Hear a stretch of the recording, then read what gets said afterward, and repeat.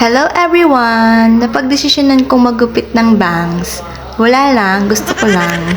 Para maiba naman yung look natin. So magbabangs tayo for today's video.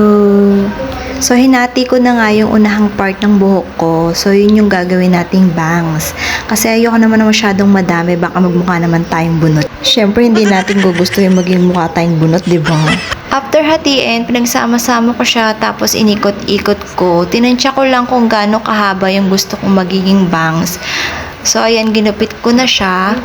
Inayos-ayos ko muna para makita ko kung pantay na ba siya. So hindi pa nga siya pantay, kaya yan, gugupitan ulit natin siya, babawasan ulit natin. After ko paantayin yung gupit niyan, gugupitan ko pa rin ulit yung dulo niya ng pa-diagonal para magkaroon siya ng style.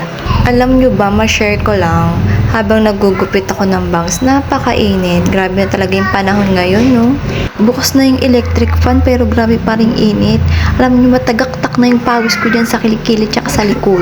Pero syempre, no choice, kaya kahit init na ako dyan, continue pa rin ang lola nyo. So yun na nga, hindi pa ako nasatisfy sa haba ng bangs ko, kaya naisipan kong bawasan siya ng konting-konti lang naman para hindi naman siya tumutusok sa mata ko. Alam nga namang magtiis ganda tayo, no? Ayoko naman ng ganda-gandahan ako sa bangs ko tapos yung mata ko naiirita, diba? Kaya gupit-gupit lang tayo dyan. Gupit-gupit. At yan! Finish na! Wow! Anong masasabi nyo? Bagay ba sa akin may bangs? O parang ewan lang? O sige na, hanggang dito na lang yung video. Maraming salamat sa panonood!